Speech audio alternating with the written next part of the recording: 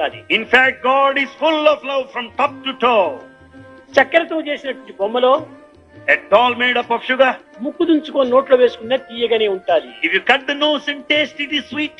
చెవు దుంచుకొని నోట్లో వేసుకున్న తీయగానే ఉంటది. Cut the ear and taste, it is sweet. వేలు తీసుకొని తుంచుకొని నోట్లో వేసుకున్న తీయగానే ఉంటది. Or the finger, it would be sweet. కారణం ఏమిటి? Why?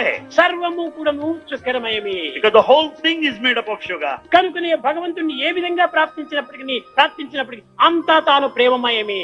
You may pray God in any way, but He is full of అప్పుడే నీకు love. ప్రేమ స్వరూపుని అడిగేటువంటి అధికారం నీకు ప్రాప్తిస్తుంది. Then you will have the right to ask God. కానీ నీలో ప్రేమ లేకుండా భగవంతుని అడిగేటువంటి అధికారము ఏమాత్రం కూడా నీకు లేదు.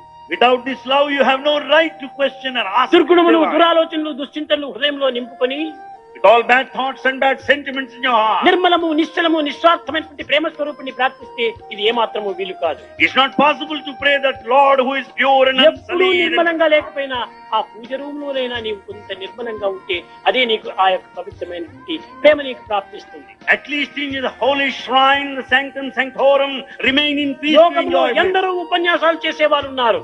There are many people who lecture in the ఎందరో world. హృదయాన్ని కదిలించేటువంటి ఉపన్యాసాలు చేసేటువంటి మహనీయులు ఉన్నారు. There are many people who can give discourses that would make your కానీ heart ప్రయోజనం melt. ఏమిటి? But what is the use? కేవలము ఉపన్యాసాల్లోనే కాలమును గడుపుతున్నారే కానీ They waste their time in lecturing, ఆచరణ శూన్యంగా ఉంటున్నారు. but they do not practice. ఆచరణలో ఉంటున్నది ఆనందము. The bliss lies in the ప్రబోధలో practice, ప్రచారంలో ఆనందం లేదు. not in lecturing. టన్నులు టన్నులు టన్నులు టన్నులు కేవలము ఉపన్యాసాలు ఇచ్చేదానికంటే ఒక ఔన్సు ప్రేమను త్రాగండి.